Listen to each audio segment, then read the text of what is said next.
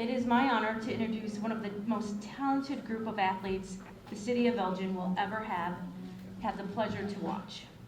These ladies compiled a 21-0 conference season, a 26-0 regular season, and advanced to the Sweet 16, ending their season at 30-1. I had the pleasure to play summer ball with a lot of these ladies and also had the opportunity to play against them while they dominated the game of softball in the Upstate Conference and beyond.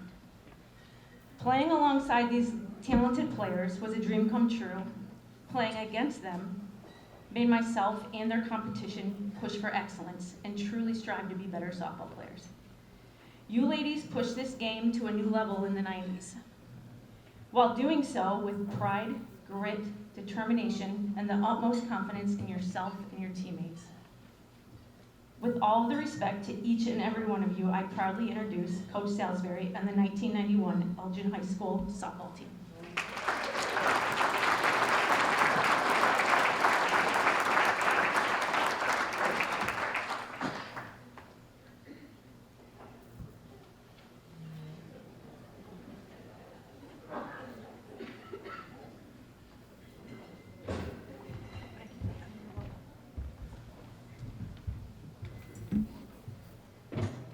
That's a surprise being introduced by an opponent, the quality of her.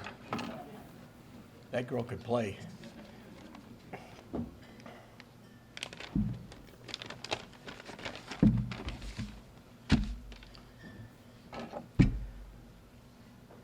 old enough to wear glasses.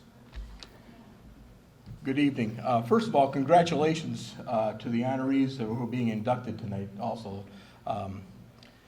Max Picorni, I watched you play tennis at Channing Park when I was a little kid playing baseball, and it's incredible to watch him play. And Mark Stetner, I was on the wrestling team with you, and you were really good, and I wasn't anywhere near that good. But Herb would be very proud tonight, I can tell you that. And Matt Schaber, I listened to the Badgers last night. They could have used you yesterday. But anyway, thank you for the Hall of Fame for recognizing our 91 Maroon softball team. It's a group of athletes that proved to me that talent and desire can go a long way and overcome inept coaching. I was a wrestling coach with 1 year's experience as a JV softball coach. And they said, come on, we can do this. These girls are special. Talented, dedicated, and competitive are the things I think about with all those consecutive wins before losing that heartbreaking game in the sectionals. I remember walking into the office one day, I think we were like 12-0, and the best coaching mentor I ever had, Coach Harrington, was in the office. Coach Harrington says, you know, Coach, you're not supposed to win every game in that sport. And I said, I know, but the girls think we can. And that's true, the girls thought we could. Often you hear stories about how coaches affect players' lives and athletes' lives.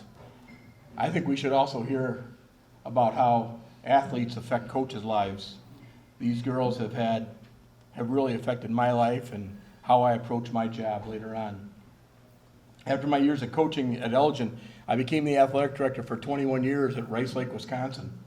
And during that time, I worked with literally hundreds of teams and coaches, and in trying to get them to understand the dedication and the competitiveness that it takes to win and the high standards. And I learned a lot of that from this group of girls that I worked with at Elgin High School. It was a true honor. I knew it was possible when a group like that came together and the things they were able to do, and again, without great coaching. I always first admit that. Finally, I guess, why don't you guys all come up here and stand in front? I'm not going to introduce them because I don't know everybody that's here now because Kiefer came in late, so I didn't know who was all here. But why don't you all come up here so we can save some time? Just come stand in front up here.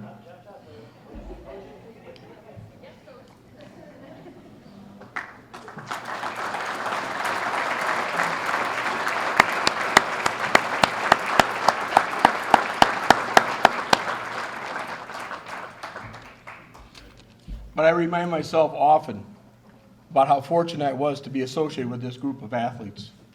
The 91 Maroons softball team worked hard and had great attitudes. And you hear that a lot about teams, but they also won a lot, and that's a whole lot of fun. And so it was great. I am blessed to have been a part of it, and it's really good to see everybody. And thank you to each and every one of you for being a big part of my life. I really appreciate it. The 91 softball team, thank you.